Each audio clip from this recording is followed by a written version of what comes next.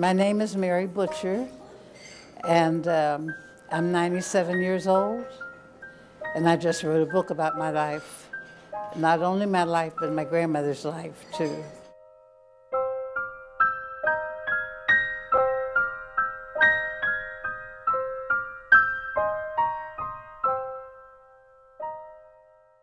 She inspired me because when I was a teenager, I shared a bedroom with her.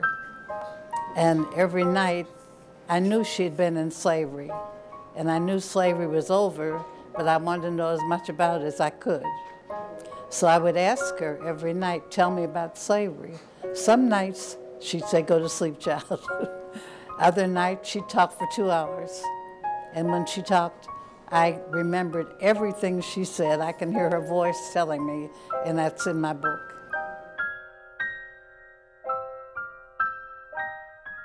So when my grandfather died, she asked my grandmother to come and live with us. And Martha Randolph was my grandmother's name. And she was a nurse, but she came and lived with us. And many times she got nursing jobs, but her first priority was to 3 children, 2 boys and me, and I was the youngest. Well, I was 15 years old when I slept in the room with her. And that's when I decided that someday, I didn't know when, I would write about slavery. And I read everything I could read, but what she told me was more important than anything I could read because hers was personal experience, you know. And what she went through, I remembered clearly. I can almost hear her telling me now. You know, a book sort of lives with you. You want to write it, but you don't really start writing it. You just write it in your memory. And I would say, I'm going to put that in my book. Something would occur, and I would say, I'm going to put that in my book. But mostly I wanted to write about my grandmother's life because to me her life was fascinating. I mean, I knew there wasn't slavery now, but I wanted to know what all she went through as a slave, you know.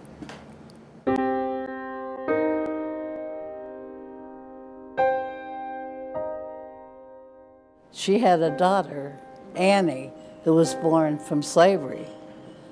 Now, when she got married, Annie wasn't allowed in her house. Her husband did not want this half-white child from slavery to be a part of his family. So Annie was sort of, you know, alone. I got to know her, but only through me reaching out to her. And my mother seemed to like her very much. So she and my mother became friends. Well, I'm most proud of writing this book. Because you want to write things, but you don't always do it, you know.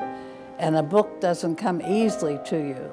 There are parts of it that I had to struggle with, even when I was writing it, because I didn't want to put too much negative things in it, but I wanted people to have a picture of my life. See, because I grew up in an orphanage. I didn't grow up, I only lived with my mother. I got back with my mother when I was 8 years old. Before that, I was in 5 different orphanages. And she would move us because we were beaten so badly. I was molested when I was 8 years old. And the only reason the man told me, don't ever tell your mother this. If you do, she's going to prison because she's going to kill me and you'll never see her again. So my mother died not knowing that I had been molested because I didn't tell her.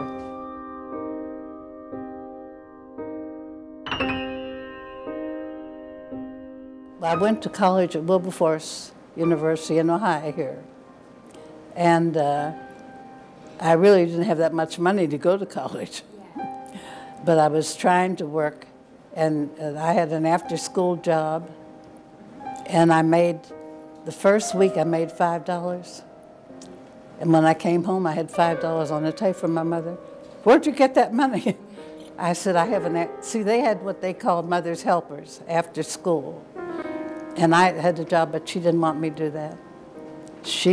I cried because I couldn't understand why she wasn't happy with $5.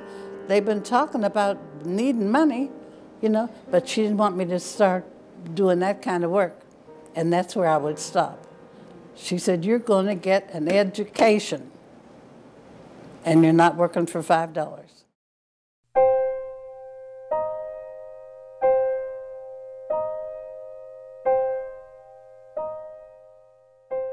Well, I just thought that having finished college, everybody would want me. And there was a newspaper in Pittsburgh, Pittsburgh Courier, and I sent them all my information, and I went down there. And they weren't interested in me. I didn't have any pull. I didn't have any names to drop, you know. And I hadn't taken anything I'd written, so they didn't know what my ability was. And they told me, come back in 6 months. Well, in the meantime, I went to the Urban League, and there was a woman there interviewing people. She said, the girl said, you're too late. There's a woman interviewing for Pennsylvania Training School. I went anyway. And when I was going to meet her, I went through Joseph Horn's company, and I loved hats. So I took my last money and bought a hat. And I was the second person she called. And I'm sure it was that hat. She called and interviewed me, and she hired me right away.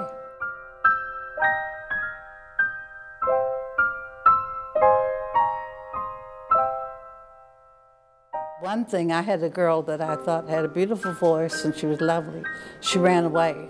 But when anybody that ran away from there, they cut all your hair off. And she had hair to here. And when they cut her hair, I said, I'm making some changes.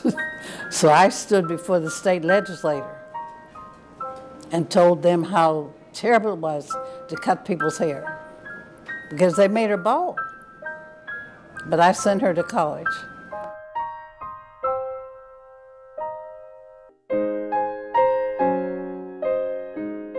This book is a dream come true.